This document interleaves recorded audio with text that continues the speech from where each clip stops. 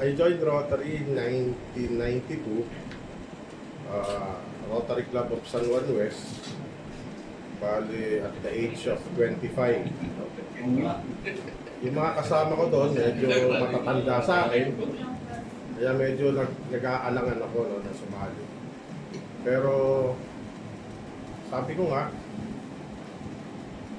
parang nasa puso ko yung pagtulong. So, at the same time, makakilala rin ako ng, kasi after college, wala ka ng access sa wala ka ng kaibigan, puro trabaho.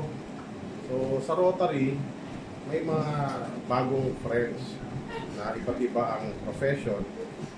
And then, I became president sa San Juan West, 1999-2000.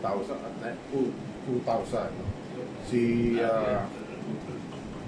Yumaong Gov, Past District Pepe Peralta, Governor Pepe Peralta ang governor. At that time, merong tinatawag na Metro Sports Fest. So we think na sumali sa zone sa 3800 na wala pang metro ang pangalan. So sa zone 6, tama-tama, wala pang Metro Pasig or Pasig Metro.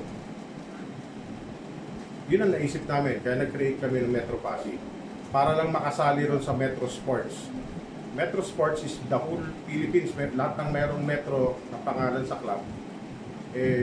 Yun, from Luzon, Visayas, Mindanao, may Sports Fest. So, 4 kami nag-create.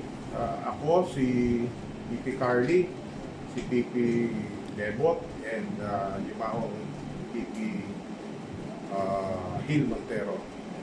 So, gaya ng Rotary, 4 na tao rin na nag-create ng Rotary. So, parang feeling namin, mga Rotarian dating namin. So, usapan namin, magpasok kami, tig-5 kaming member, may papasok. And we started 32 members nung na-create ang Metro Pasig.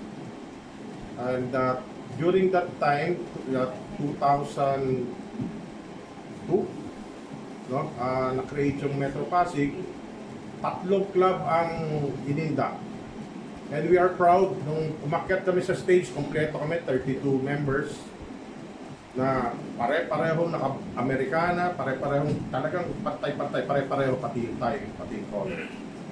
Sabi nga ng mga governor, maklaseng club to, talagang handang-handa na sumali sa District 3800. Natutuwa ako dahil maraming bagong members na masisipag, lalo na yung mga babae naming members.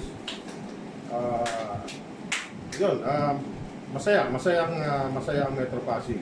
Masaya sa Rotary. Huwag niyong isipin na kikita kayo rito, kung may businessman man kayo, on the side na lang yon.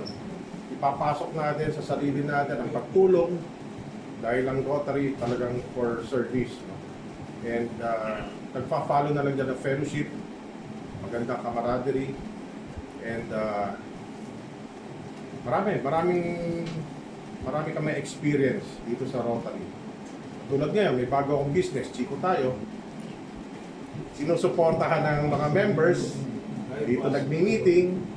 So far, nakailang meeting na rito. Baka ito na rin maging bahay ng Metro Pasig. Yes. So, sumali na kayo sa Metro Pasig.